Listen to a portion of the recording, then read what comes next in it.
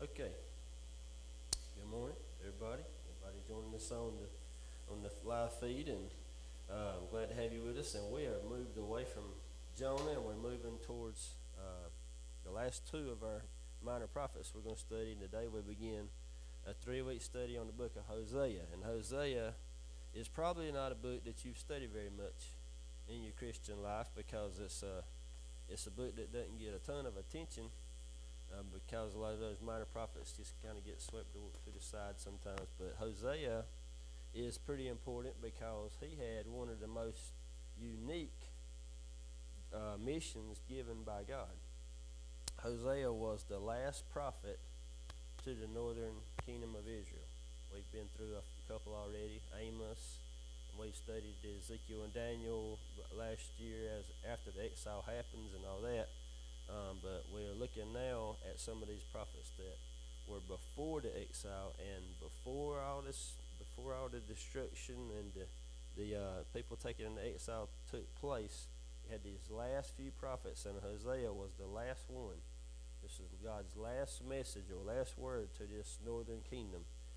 He came about 10 years after Amos. We just studied Amos before Jonah, and you remember Amos was a fig farmer. Remember he just came in with just this harsh message of warning and just kind of took it straight to the people. And Hosea was much different. In fact, they were really opposite in their personalities and nature. Hosea's name means deliverance, and he was so different from Amos that he was. And where Amos would come in with warning, it was like Amos would come in trying to woo the people. Amos was tough, and Hosea was more tenderhearted. So they were very different in how they came to these people. So what we want to start out with is this word in the Hebrew language that is spelled Chesed, and it's pronounced Keseth. And you got to put the Scottish stuff on it when you say it, and I can't do that. But it's pronounced Hetheth, and it's like I said, it's a Hebrew word, and there's not an English word that is paralleled with this word. When we read the Bible, we're reading a translation of the Bible from the Hebrew, and so there's not an English word that is singularly matched up with that word. But it's the combination of these few things: faithfulness, love, and loyalty, all put together. It's an undying devotion. So it would be as compared something that we could relate to is like a marriage covenant that's made between the two people, the two parties. And so we think of a covenant and a contract. And I'm going to tell you what I believe are the differences in the two. When I think of a contract, I don't think of anything except a legal document. I think of two parties entering into a business agreement, and the thing that binds them together are the pieces of paper and the signatures at the bottom.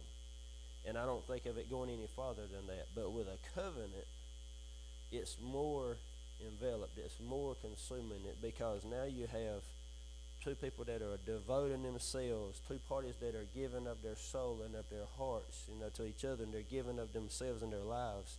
And so this question of a covenant comes into play here because that's what the Keseth talks about. It's the covenant that's made. And it's a loyalty, a love, a faithfulness, an undying devotion that God made with the people. And as we get farther into the lesson, we'll begin to talk about that a little more. But the question that Hosea is told to go present to the people is, what has happened to our marriage? Meaning God and the people, God and Israel. Because if you remember back when Jacob had the 12 sons, those became the 12 tribes of Israel. His name was changed to Israel, and that's where Israel comes from. And those 12 tribes came out of slavery in Egypt, and remember, God made that covenant with them saying, I'll protect you as long as you stick with me. And there was a mutual agreement that, yes, both groups, both God and the people, would have to commit to each other and stay with that. And once we reach the place to where Solomon dies and Rehoboam, which we just did this in Kings a few months ago here, and the people to say, we don't want Solomon anymore. We don't want Rehoboam, his son. we're going to go with our own king. And they split. And so those 10 tribes went to the north, and Judah became its own kingdom in the south with Benjamin, the 2 tribes. And that's where that covenant kind of busted apart in a way. And so God is saying to this northern kingdom, what has happened to our marriage, our covenant, you and me? And so Hosea is giving that message to go carry it. Now, the weird thing about it is how he's going to carry it. But before we get to that, which is what we're going to study today, those first 3 chapters in Hosea, there's this whole relationship of God and Israel with this covenant love. And when you think back to Moses and the people in the wilderness as we just went through, and Abraham, Solomon, and think forward so far ahead of that, we're going to skip way past a lot of stuff. And Jesus saying the words when he's with his disciples and they're doing the Lord's Supper, which we're actually going to observe communion today. And he says, this is my new covenant. And that's where everything came to fruition, because we don't have time to get into it. We may touch on it at the very end of the lesson. We're definitely going to talk about it in future weeks, I hope. But all of this came from one thing. All the way back to Adam and Eve, when the serpent deceived them and they bit and they took the bait. And the promise was made then that your seed will be the salvation one day. Your seed will be the one that crushes the head of the serpent. And ever since that day to Jesus, the battle was on between Satan and God. God had a promised person in line, in mind, and ready in a plan already. And Satan tried through every generation to destroy that.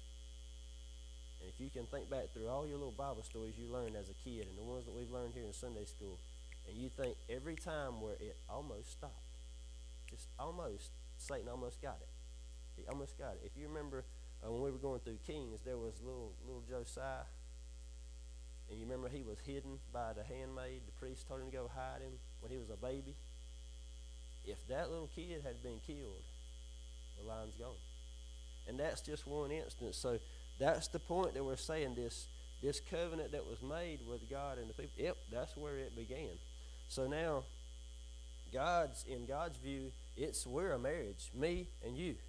And then the people, they're not even paying that any mind. They might have said, oh yes, God will make a covenant with you, but they didn't honor that covenant. And that's what Hosea is going to have to carry to the people, is you have broken your marriage covenant with God. So God wants people that love the covenant. God wants people that want to know him. God wants people that want to be part of that hesed that I can't say. That faithful love and loyalty relationship that he has with his people. And we live in a world that people don't want to honor that. Not only do they not like it, they don't even want to see it. And even God's people, we can see through history, they knew the covenant was there. They knew what the requirements were. They knew what the law was. They just didn't like it. It's to get to a place in life as a kid especially, but even as we grow up, to get to a place of peace where we say, I'm fine with these rules. I'm fine with the acknowledgement that God is in control, and there's good and bad, and there's good and evil, there's right and wrong, and I'm acceptable. Not only do I accept it, I love it, because we find peace in it. We find harmony in it. We can sleep at night. We can live through the day. We find happiness and joy because we're doing good and we know we're pleasing him. And if we're in rebellion, we're going to live in misery. And we heard through revival with Dane, him saying time and time again, the people that live in sin, they find out eventually, hopefully, that they're just living miserable lives because they're living in rejection and rebellion to God. And that's the only reason they're there. Once we realize a place that we're in communion with God and we're in a strong relationship with him, now all of a sudden, we look at this day and we're ready to whistle. And you go through the day smiling. You start seeing God everywhere you are. And you're relating to people better because you understand I'm living in a relationship with him to where he wants me to be. He's just waiting for us to all the time want to be with him more and more and more. Okay, now let's get on into the book. So let's read chapter 1, and then we'll start trying to get through it. And we got to roll. So let's go. The word of the Lord came to Hosea, son of Beeri, during the reigns of Uzziah, Jotham, Ahaz, and Hezekiah, kings of Judah, southern kingdom. And then of Jeroboam, son of Jehoash, king of Israel. Jeroboam second. He was one of the most evil ones in the northern kingdom. Verse 2.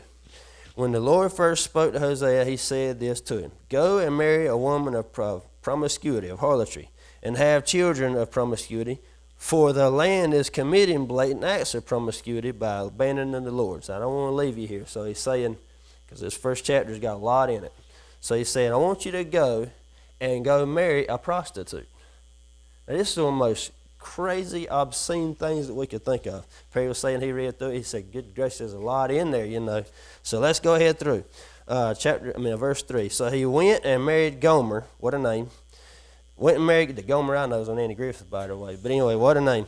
So he went and married this lady named Gomer, daughter of Diblaim, and she conceived and bore him a son.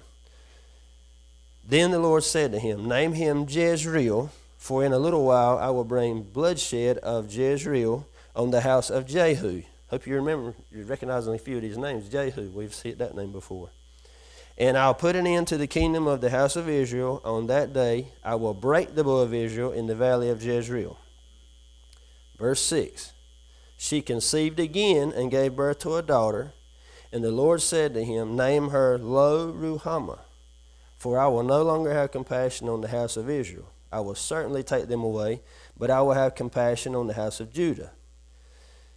And I will deliver them by the Lord their God. I will not deliver them by bow, sword, or war, or by horses or cavalry. Verse 8. After Gomer had weaned Lo-Ruhamah, she conceived again and gave birth to a son. Then the Lord said, Name him Lo-Ammi. Now he's telling Hosea what to name these children. For you are not my people, and I will not be your God. Yet the number of the Israelites will be like the sand of the sea, which cannot be measured or counted. And in the place where they are told, You are not my people, they will be called sons of the living God. And the Judeans and the Israelites will be gathered together. They will appoint for themselves a single ruler and go up from the land, for the day of Jezreel will be great. We're going to stop right there and go through chapter 1 and just catch everybody up, because this is a big mouthful. So God teaches Hosea about this Hesed. How is he supposed to learn what to carry to the people? He's going to live it. He's going to live through experience what God wants him to teach to the people, this covenant love. So think about these other prophets and how they learn God's message in this same kind of way, but differently. Watch, Jeremiah was told, don't marry anybody. You're going to stay a bachelor, and that way you can understand God's loneliness when his people reject him, when they leave him. And you tell the people that I don't have a spouse right now. Jeremiah was told, I don't want you to marry anybody. You stay a bachelor so you can understand what it's like to be alone. You'll know what I feel like when my people leave me. That way, whenever you go to talk to them, you will know exactly what I'm feeling. You know, sometimes I think we wonder, does God have emotions? Because we have emotions. I get mad and sad and angry and happy and all those things. But we wonder if he's God. He doesn't do any of that. He's tough. I mean, he's God. But God does have emotions. We see in the Old Testament time and time again how his anger burned. He gets mad. And so here we see loneliness, as Jeremiah tells. In Ezekiel, he's told that his wife is going to die and that he can't cry over her. Do not weep when she perishes. Why? Because he's told here, I need you to understand my plan and my pain and my resilience, because I have to suck it up and understand that my people are going to desert me. They're going to rebel against me. They're going to reject me. And as God, I've got to push that to the side, even though it hurts me, and keep on carrying out my plan. So his message was for the people to understand that you have to be aware that you're hurting God, and he's not weeping yet. He's sad for you, but he's not letting it control what he does. He is God, and he has to focus on his plan and carry it out. So Hosea has this most unusual experience of all of them, it seems like to me. In chapters 1 through 3 that we're going to study today, this is more of an autobiography. And so to kind of summarize what we just did, he's told to go marry a prostitute, a wife of harlotry. He's told to have children with her. and she's going to leave, and he's going to go back and after a time and buy her back. Okay, and we're going to get further into this as we go. But the prophecy would be given through the children's names, not through his marriage.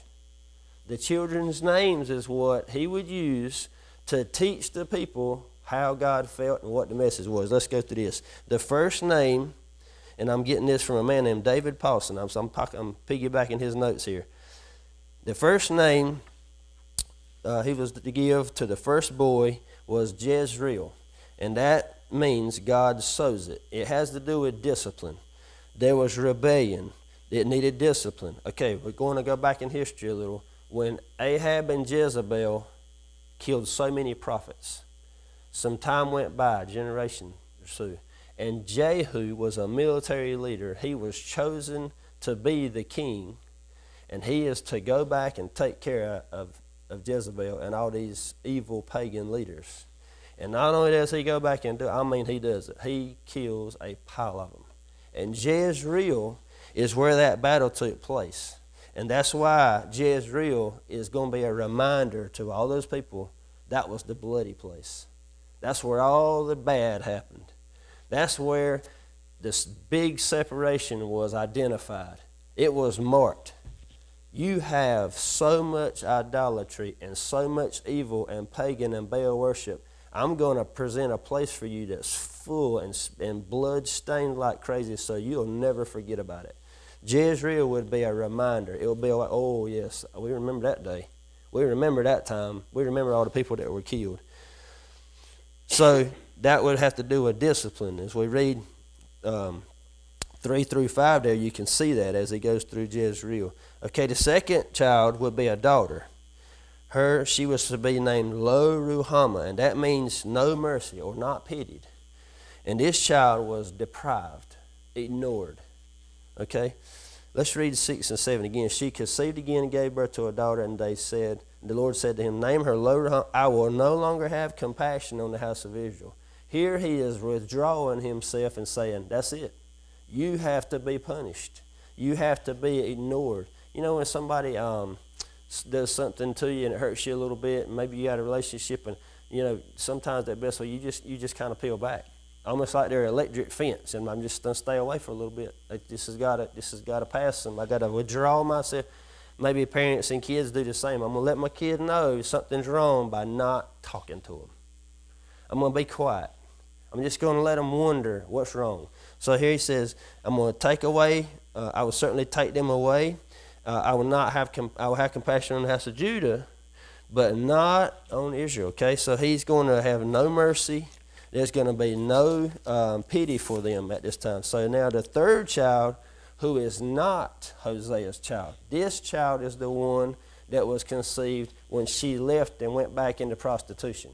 Okay, she ran away from him, and she left and went back into the life of prostitution, and she has a child by somebody else.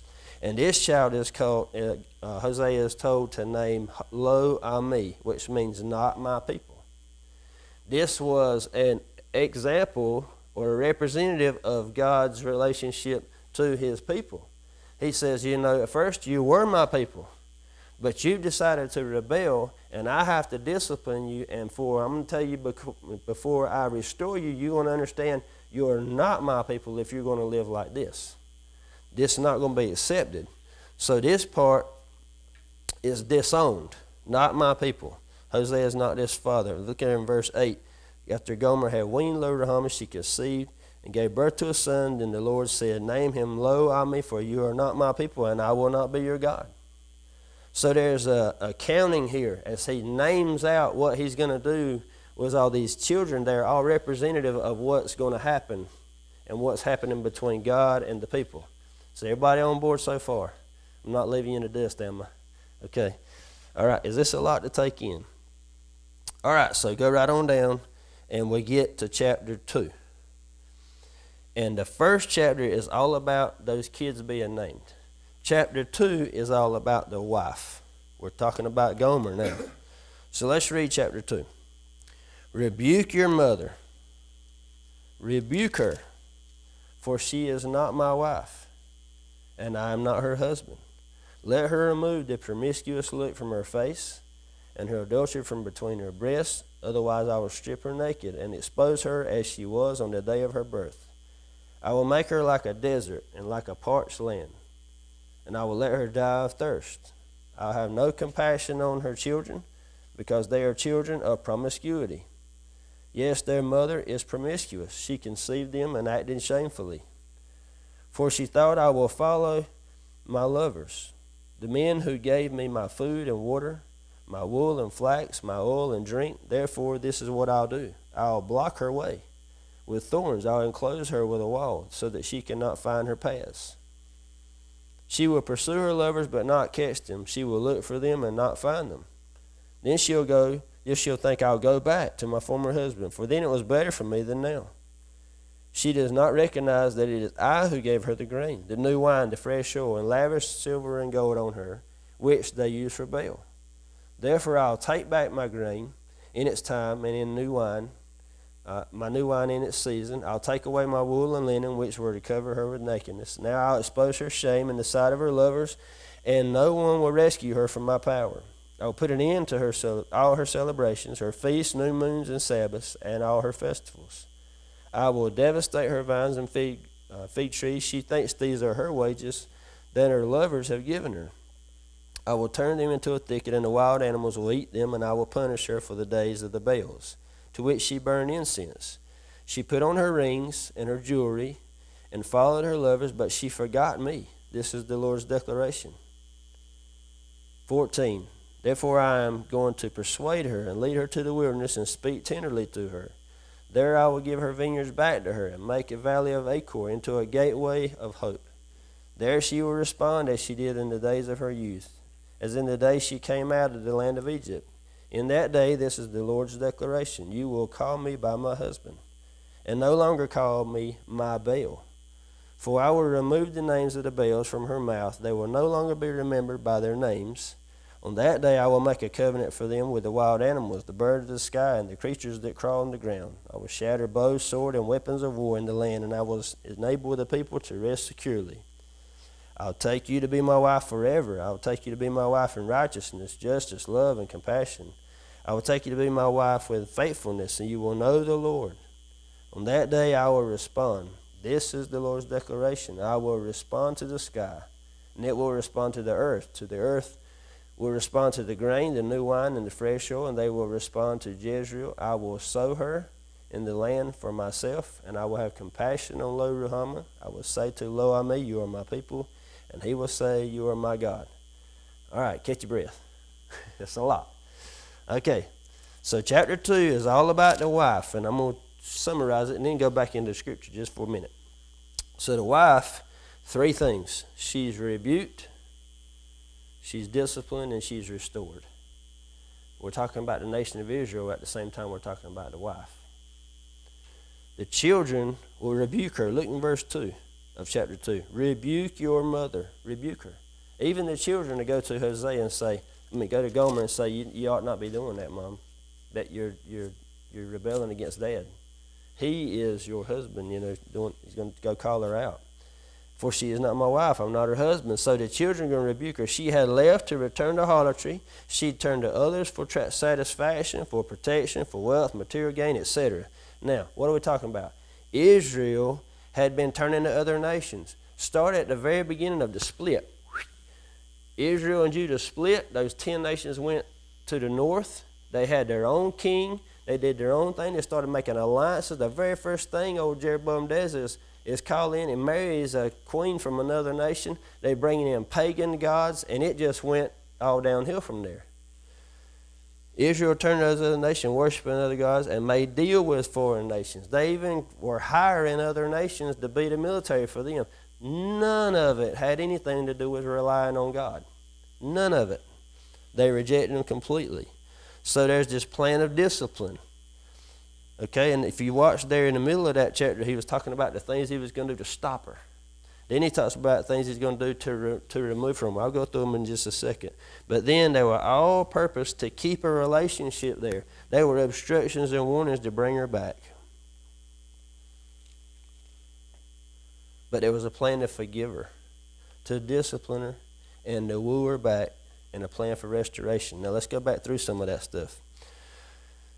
So let's start, let's see, let's go about verse 5 of chapter 2. Their mother's promiscuous. She conceived them and acted shamefully, for she thought, I'll follow my other lovers. These are the other gods in other nations, the men who give me food and water, my wool, my flax, and look at all the things that she thinks that's being provided by somebody else. Verse 6, therefore this is what I'll do. I'll block her way. Go down to verse 7. She will pursue other lovers, but not catch them. She'll not find them. Then she'll say, I'll go back to my former husband. Once things get bad and I'm abandoned and I'm cast to the wolves, then I'm going to be like the prodigal son and go back. She's going to be the prodigal wife. Okay? That's what she'll become. Now, I was watching a movie, and you can find it on YouTube. It's called The Amazing Love. A guy that was in Rudy, Sean Astin, he's in it. And he tells the story. And in the movie, he's telling these kids in his church the story of Hosea. And it actually depicts the scene as best as it can. And Gomer leaves. And then you see her near the end of the movie, and she is beaten. She's black and blue. She's dirty. She looks like she's been dragged through a mud hole. And she is lying on the slave trade market with all the guys out there bidding on them. And in the movie, the amount of money that Hosea had, he kept in this little brown satchel. And out of nowhere, they start bidding her off. And nobody will bid. And somebody finally bids half a pound of barley or whatever it is, half of a homer or whatever it is. And so he says, that's not very much, but going once, going twice. And he comes out of nowhere with his bag, and he says 15 shekels of silver, and buys her back. And she looks up and sees that it's him. Okay, now listen here in verse 7. Sorry, read again. She'll pursue her lovers, not catch them. She'll look for them, not find them. She'll go back. She'll think, I'll go back to my former husband, for it is better for me then than now. She does not recognize that it's I who gave her the grain. Now read on here. I'm the one who gave her the new wine. I'm the one that gave her the fresh oil. I'm the one that gave her the silver.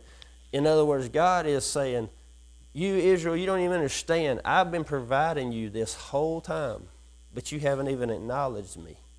You think you're getting your protection from all these other places. You've been hiring all these other nations to help you. You've been going after pagan gods, and I've still been providing for you every day. Daily breath, daily health, the food that you have, and you don't even recognize it. Well, we're guilty of the same thing. Just rolling through life, and then all of a sudden one day you might go, man, God really does give me a lot. I just don't even take the time to acknowledge it. What did they do in verse 8? Which they used for Baal. He was giving them possessions and prosperity, and they were just giving it to somebody else, giving all their praise to somebody else. So verse 9, he says, okay, some discipline's got to happen. I'll take back. Go down. I will take away. Look at the phrases. Verse 11, I will put an end. Verse 12, I will devastate her vines. 13, I will punish her. These sound like the same relationship that a parent has to have with a child, like we talked about a few minutes ago, when they say, you know what, I'm giving you everything. I provide you everything you need. But if you're not going to even obey me the least little bit or have any gratitude, I'm going to start pulling some stuff off. What do we do when our kids get in trouble and they get a little older, and all of a sudden some of it doesn't work on the physical part? You say, well, that's fine. I'll take away this. No TV, no Xbox, no iPhone, no iPad, whatever. Nope. If you're not going to obey the way we have it here and live right, then you get these rewards removed. And so that's what he's doing here, and he says, I'll punish her. Go down to 14, though, and the things change. Because now there's this plan for restoration to get them back. Therefore, I'm going to persuade her. I'm going to speak tenderly to her. I'll give her back the vineyards, because God has a dilemma. Man, I'm getting ahead of myself. Let me just be quiet right there, because I'm getting ahead of myself here. So he wants to restore, right? That's his nature, is to restore. Go on down, and he says, I'll be a gateway of hope. She'll respond like she did before. So go, in other words, Hosea is going to go buy Gomer back off the slave market. He's going to take her home, and he's going to start all over after this time of discipline. He's going to say, I'm not going to just let you just go to the slave market. You know, I'm supposed to have mercy and compassion. God, this is how God feels. This is what I'm supposed to do. So he's going to carry that out. And then I want you to hit verse 23, because that's where we hit some key things that we bounce back to. 23. Listen to the phrasing. Remember what I was saying the names meant? 23. I will sow her. Remember Jezreel meant to sow? It was sowed. I will sow her in the land for myself. In other words, he's going to redeem that land back and bring it back to himself. Jezreel was the land that was cursed with all the blood, and he's going to bring it back to himself. I'll have compassion on Lo Ruhamah. That was the girl. No, it said no mercy to start with. I'm going to have compassion. I'm going to put it back in. And I'll say to Lo Ami, you are my people, when they weren't the people. Okay? Now, I was hunting commentary all over this week, and I'm going to find something, because I think that this part relates not just to this time, but I think this part relates to our time, to Jesus' day, when the Jews thought that nobody could be saved except the Jews. Remember that? That nobody was worth being with Jesus or following the law or of God except for them, that the Gentiles were unworthy. Look it. I'll say you are my people. And Paul was the one that went to them and said, look, those Gentiles are to be saved just like these Jews are. God says so. Jesus' message says so. And so here he says, you are my people. He's going to bring all those Israelites back in. And they're going to join back in. And he said, what did he say? And he will say, you are my God. In other words, when that happens, then Israel and Judah will all say at the same time, we acknowledge you again. You're our husband again. They're going to be back in communion again. All right, so chapter 3. Chapter 3 is not as long. Let's go ahead and read that. Perfect. We're doing good. Then the Lord said to me, go again, show love to a woman who is loved by another man and is an adulteress, just as the Lord loves the Israelites, though they turn to other gods and love raisin cakes. Verse 2, listen. So I bought her for 15 shekels of silver and 5 bushels of barley, and I said to her, you are to live with me many days. You must not be promiscuous or belong to any man, and I will act the same way towards you. For the Israelites must live many days without king or prince, without sacrifice or sacred pillar, and without ephod or household idols. Afterward, the people of Israel will return and seek the Lord their God and David their king. They will come with all to the Lord and to goodness in the last days. Okay, so chapter 3, you got these 3 things. Faithfulness, firmness, and then respect or fear. So, faithful, verse 1 and 2. He says, I'm going to go back. You go back, Hosea, and get her. So you remember we just talked about how he went and he bought her for 15 shekels. That's all her life was worth to these people. But to him, it was just fine. Now, in the movie, and I believe this may be absolutely accurate in my heart, that probably 15 shekels might have been all he had. Could have been all the money he had. But he was willing to pay for it. So he took it and bought her back. So he buys her back. He went looking for her, and he finds her and brings her home. Now he says, you are to live with me for many days, and you must not be promiscuous or belong to any man. Right? Any man. And I like the same way, which means for a time, she was just going to be there at home, and they weren't going to live as husband and wife. She was his wife. He was the husband, but there was not going to be any relationship going on. It was just going to be, we're going to have some cleansing here, some time of purification. You're going to think about what you've done. Why does that fit so good? Watch. Verse 4. For the Israelites must live many days without king or prince. What happened just a little time later? The exile. Right? They were all carried off into exile, and they had no king. They had no protection. They were slaves. They were in a place where they could not have any leaders. They had no place to call to God. They had no nothing. They were just alone. It's like if you put a kid in timeout and you sit in that corner and think about it for a while. Right? And so that's what happens here. They got to live in many days without a king, without a prince. They're not going to be a sacrifice, no sacred pillar. What a bad time. Remember how Daniel lived through that whole time period and he never came home? Well, I just can't imagine living in those 70 years, having to try to find a way to call to God and knowing that everybody around you is prohibiting it in any way possible. And here they were. But look at verse 5. Afterward, the people will turn, they will return, and they'll seek the Lord their God and David their king. Now, this David king is different. This is not David the king person. We're talking about Jesus now. They're going to seek Jesus. It's pointing toward the future. They'll come with all to the Lord and to his goodness in the last days. Now, after they came out of exile, we read this before. When they came back to Jerusalem, it was much different now, right? Their hearts and minds had been changed. Now they got back to that. They were ready to rebuild. Ezra and Nehemiah talking about it. They're trying to rebuild the temple with one hand, and they're having to fight off the people that don't want to rebuild the temple with the other. Because they wanted that temple back so bad, they were ready to come back to God because they had been in exile. And that's what happens here. And so this picture that Hosea has of what has happened. So there's the faithfulness, the firmness, the general requirement of some discipline, and then the respect. There's the healthy fear and awe of return and respecting Hosea again. And Gomer's mind and heart has had to change, right? She's been through this long process. Israel would have to do the same thing to go through this process. All right, so now, that's the message of what we're going to do today. The rest of the book is God telling Hosea, now you got your message. Go tell the people what I've just said and what you're living. Because the time's now for you to take it. Because here's the dilemma, and I've been wanting to get to this, and I still got 3 more pages. Can you believe that? But I want to get to this part because this is the dilemma for God. He's got a problem. You as a parent, as a friend, as anything, you have a problem. If you're relating to another person, you have a problem, but especially parents will relate to this. You understand it.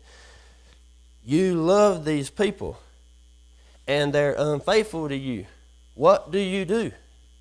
Here's God's problem. He loves his people. He created them. He's faithful, and he's frustrated and disappointed, and his love and compassion overpowers that. And that's God's dilemma throughout all of history. And it fits in here. And when I was reading it, got through with studying about middle of the week, I was going through, I went to Jenny and I said, the whole Bible is wrapped up in this little book. And it's funny because you can find the whole Bible wrapped up in just about every little book there is. But this story, it like summarizes God's dilemma. What do you do when you love these people and they reject you? How do you do that? You know, how does God deal with us rejecting him the way he does, the way that we do? We're the same way. He's faithful and we're unfaithful. So what does he do? And he has compassion on us. So this is God's dilemma. And he says, I want you to follow your life experience and go tell the people. So now let's look at a few verses. We're getting near the end. Look at 2 Timothy. We're going to chapter 2, and we're doing 12 and 13. This is 2 Timothy. Now, this is Paul talking to Timothy, and he says, if we endure, we will also reign with him. If we deny him, he will also deny us. Listen to 13. If we are faithless, he remains faithful, for he cannot deny himself. And the last line is what gets my attention. I know God's faithful, and I know I'm not as faithful as he is. Okay? But he cannot deny himself. He has a plan, God did, from day one, and he will not pull back on his plan. He's going to carry it out. And his plan is to the very end, when Satan is cast away and we are with God. He will not let it go. Nothing will keep him from carrying out that plan. And then Jeremiah 31, and we're going 31 through 34. This is Jeremiah's talk about the new covenant. So listen to this. The days are coming, this is the Lord's declaration, when I'll make a new covenant with the house of Israel and with the house of Judah. Notice, this is the first time you might ever notice that. house of Israel and the house of Judah. We're talking about the split kingdom.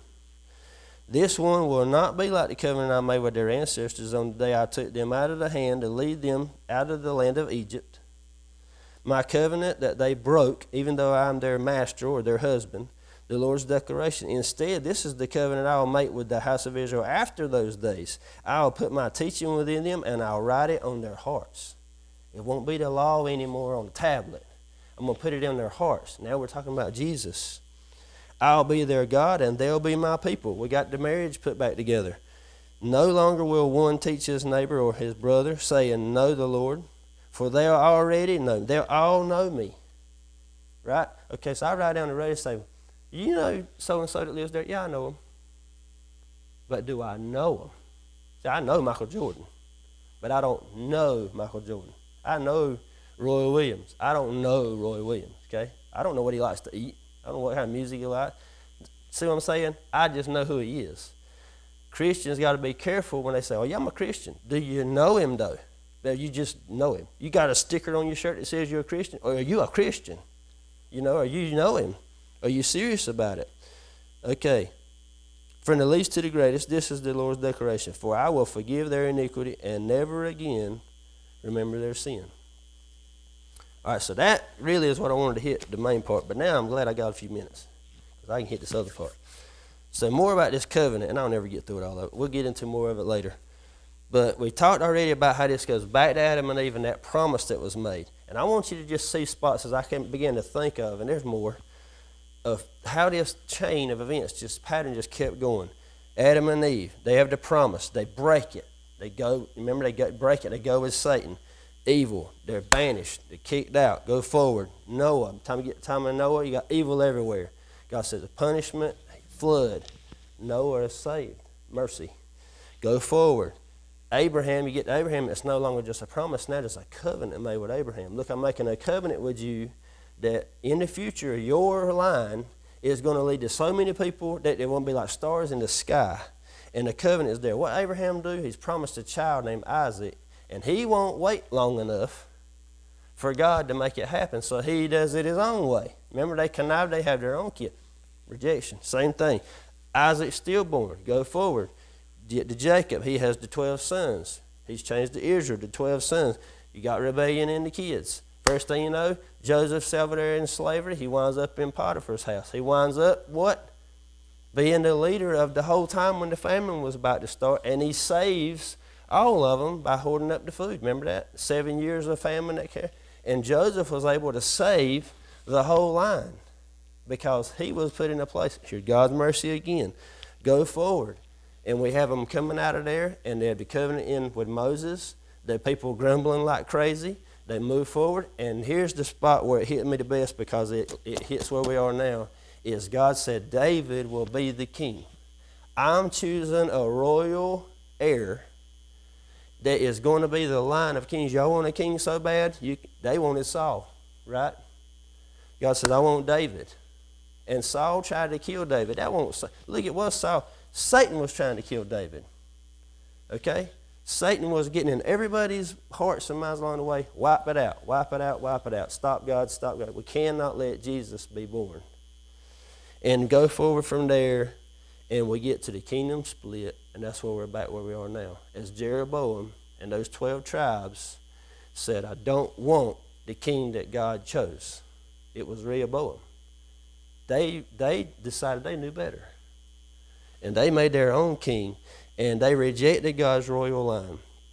So God has a plan to be faithful. The people reject. They do what they want. Sin's the result. Discipline's required. Mercy and love is there to rescue and restore, and that happens over and over and over, and it flows throughout the Bible. Now, how does all this apply to us? Because Hosea is just like Jesus, right? I was in sin. I rebelled. I ran away from him, knowingly or unknowingly, because I was in Satan's hands at the time. And there I am, full of sin, on the slave market. And just like Hosea, I believe, brought every shekel he had, which happened to be 15, Jesus rose in and gave everything he had to buy me off the slave market. And that's where we start seeing how Hosea's message, it parallels Jesus's. because Jesus did the same thing. Jesus said, look, you rebelled, but I forgive you. You're going to be disciplined because look, our discipline is the consequences of our bad decisions, right? Our sinfulness, we live in it. And we think about it, and first thing you know, we ask for forgiveness, and here Jesus is to forgive and grant mercy, and he loves us, and he buys us off the slave market. And then we think and we grow. And we have that time of growth, and that's the people think when they get saved, all of a sudden, I got it all figured out, I'm with Jesus now. No, people that come to salvation, they still got to work through stuff and get it all figured out till they finally say, I'm fully committed every day to Jesus. And that's exactly what this little time period was for Gomer. And in the end, there's a healthy bond there. That hesed that we were talking about at the beginning. So that's what Hosea's message is now. The rest of the book is all these sermons that he gives and poems, and he's going to point out their sinfulness, and he's going to elaborate on everything he just started with. So I hope I hadn't completely blown everybody away, but this is a confusing book, but it is so neat once you start figuring out how the things tie together. And who knew so much was in the 11 chapters? But it's there for us. So anyway, next week we'll get into the middle portion of the book. Anybody got questions? I'm out of breath. Comments, anything? Okay. One thing that jumps out is just over and over patience. Mm-hmm. God with us. Because, I mean, how many times just somebody you're not related to, somebody does something to you, and you're like, okay, I'm done. Grab a dang bow, Yeah. We keep doing it over and over. Just keep like, okay, you come back. Yeah. That stands out a lot. Yeah. I mean, just every time I study something in Scripture, I guess having a child just it's a joy, but it's a teacher of what God feels like with us. Because I'll get frustrated. I say, I'm going to tell you what, just one more time. What are you going to do? Throw them away? No. Yeah. You say, you keep doing wrong, but I keep loving you more than you're doing wrong. And that's what God does with us over and over and over. We keep screwing. He just I'm telling you, but like you say, patience, faithfulness, and devotion. It's all these words. It's just amazing how big his heart is.